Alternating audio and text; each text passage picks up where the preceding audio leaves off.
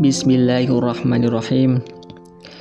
Ya ayyuhalladzina amanu man yartadda minkum an dinihi fasawfa ya'tillahu biqaumin yuhibbuhum wa yuhibbunah. Hai orang-orang yang beriman, barang siapa di antara kamu yang murtad dari agamanya, maka kelak Allah akan mendatangkan suatu kaum yang Allah mencintai mereka dan mereka pun mencintai Allah. Al-Maidah ayat 54. Ketika orang-orang yang beriman itu mencintai Allah, maka Allah akan mencintai mereka dengan cinta yang lebih, dan mereka akan membalas cinta Allah itu dengan cinta yang lebih pula. Dan Allah akan membalas cinta itu dengan cinta yang lebih besar lagi, dan begitu seterusnya sampai mereka merasakan nilai cinta yang sebenarnya. Bapak Ibu sekalian, setelah kita membaca ayat ini, kita mendapatkan bahwa cinta Allah disebutkan terlebih dahulu daripada cintanya orang-orang yang beriman kepada Allah, yaitu pada ayat fasawfa ya'tillahu biqaumin yuhibbuhum wa yuhibbunah. Hal itu karena Allah telah mengetahui sebelumnya bahwa mereka akan berjalan menuju Allah, maka Allah mencintai mereka. Oleh karena itu, ketika mereka telah didatangkan, telah diciptakan, mereka melakukan perbuatan-perbuatan yang menjadikan mereka dicintai oleh Allah. Pada kita saat membaca Al-Quran, kita akan mendapatkan pengetahuan bahwa Allah mencintai mereka. Pada saat kita membaca Al-Quran, kita akan mendapatkan pengetahuan bahwa Allah mencintai beberapa golongan dari makhluknya karena mereka melakukan perbuatan-perbuatan yang menjadikan mereka dicintai oleh Allah. Allah berfirman, wa ahsinu innallaha yuhibbul muhsinin, dan berbuat baiklah karena sesungguhnya Allah menyukai orang-orang yang baik. Innallaha yuhibbut tawwabin wa yuhibbul mutatahhirin, sesungguhnya Allah menyukai orang-orang yang bertaubat dan menyukai orang-orang yang mensucikan diri. Fa innallaha yuhibbul muttaqin, maka sesungguhnya Allah menyukai orang-orang yang bertakwa. Wallahu yuhibbus sabirin, Allah mencintai orang-orang yang bersabar. Innallaha yuhibbul muqsitin, sesungguhnya Allah menyukai orang-orang yang adil. Mereka semua adalah orang-orang yang berhak mendapatkan cinta dan rahmat Allah. Oleh karena itu Allah berfirman, innal rahmatallahi qaribun minal muhsinin, sesungguhnya rahmat Allah amat dekat dengan orang-orang yang berbuat baik. Bapak Ibu sekalian yang dirahmati Allah, jadi yang menentukan kedekatan seseorang dengan rahmat Allah itu adalah orang itu sendiri. Apabila kita berbuat baik, maka rahmat Allah akan dekat dengan kita. Tali kendali sepenuhnya ada di tangan kita.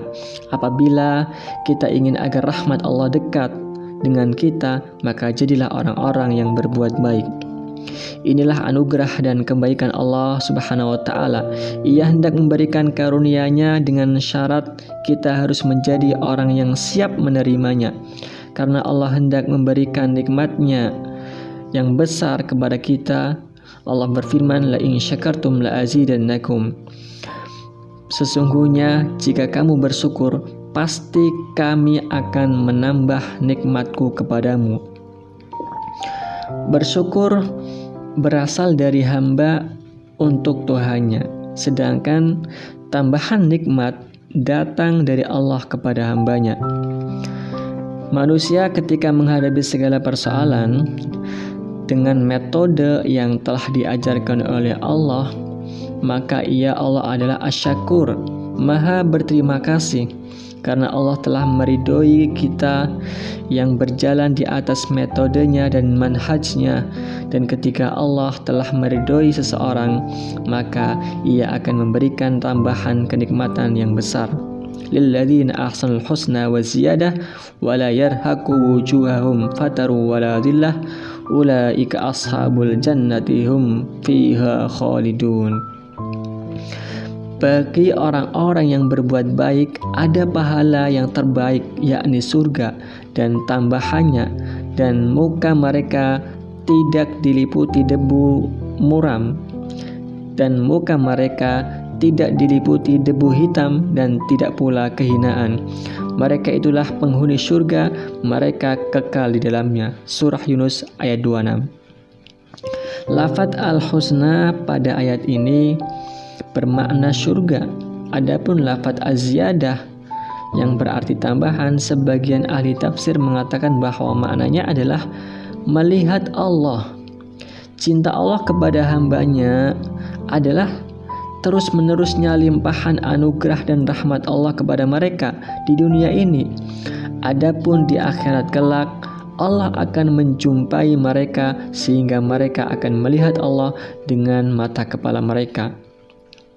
Lafadz az-ziyadah, tambahan nikmat, yang dimaksud dengan ayat ini adalah bahwa tambahan nikmat yang sesuai dengan sifat Allah. Allah berfirman, An-Nisa ayat 31, in tajtanibu kaba'ira ma tunhauna anhu nukaffir ankum sayyi'atikum wa nudkhilukum mudkhalan karima. Jika kamu menjauhi dosa-dosa besar di antara dosa-dosa yang dilarang kamu melakukannya, niscaya kami hapus kesalahan-kesalahanmu dan kami masukkan kamu ke tempat yang mulia, yakni surga. Ketika kita berusaha menjauhi dosa-dosa besar, maka Allah tidak hanya menghindarkan kita dari siksaan, tetapi Allah juga akan memasukkan kita ke dalam tempat yang sangat mulia, dan tempat yang mulia itu harus sesuai dengan siapa yang memasukkannya, yaitu Allah Subhanahu wa Ta'ala. Apa itu tempat yang mulia dan bagaimana bentuknya? Rasulullah SAW bersabda, yang artinya apabila penduduk surga telah masuk ke dalam surga, Allah berkata kepada mereka, apalagi yang kalian minta maka akan aku kabulkan. Mereka menjawab, bukankah engkau telah memutihkan wajah-wajah kami, menyelamatkan kami dari api neraka, dan memasukkan kami ke dalam surga? Nabi berkata, maka terbukalah hijab dan mereka baru merasakan bahwa semua nikmat yang mereka rasakan itu tidak ada yang melebihi nikmatnya memandang wajah Allah Subhanahu wa Ta'ala. Hadis riwayat Muslim, Imam Ahmad dan Imam Tirmidzi. Sebagian ulama mengatakan bahwa firman Allah, fayaghfiru liman yasha wa yu'adzibu man yasha, yang artinya maka Allah mengampuni siapa saja yang Dia kehendakinya dan menyiksa siapa yang Dia kehendakinya. Allah Subhanahu wa Ta'ala menjadikan ampunannya bergantung kepada hambanya, ya. Apabila engkau ingin agar Allah mengampuni dosa-dosamu, maka perbanyaklah kebaikan-kebaikanmu sampai Allah menghapus kejelekan-kejelekanmu dengan kebaikan itu. Dan apabila engkau ingin agar Allah menyiksamu, tentu hal ini tidak diinginkan oleh seorang pun, maka engkau janganlah melakukan kebaikan. Hal ini membuka pemahaman kepada kita, teman-teman, bahwa ketika Allah meminta kita untuk beriman, Ia juga menyerahkan tali kendali rohnya kepada kita. Jadi dengan hanya beriman kepada Allah, maka kita telah menerima dari Allah hak dan kebebasan untuk memilih yang baik dan mana yang buruk. Dan inilah salah satu bentuk kelembutan Allah kepada kita. Ketika engkau memanggil Allah, maka Allah akan menjawab. Ketika engkau menjadikan Allah sebagai tujuan, maka Allah akan melindungimu. Ketika engkau mencintai Allah, maka Allah pun akan mencintaimu. Ketika engkau mentaati Allah, maka Allah akan mencukupi segala kebutuhanmu. Ketika engkau memberikan sedekah dengan hartanya, dengan harta yang telah dititipkan oleh Allah, maka Allah akan membersihkan jiwamu dan mengampuni dosa-dosamu. Ketika engkau berpaling dari Allah, maka Allah akan memanggilmu, dan ketika engkau mendekati Allah, Ia akan memberikan hidayahnya kepadamu. Semoga kita termasuk orang-orang yang senantiasa dalam limpahan rahmat dan keriduan Allah Subhanahu wa taala.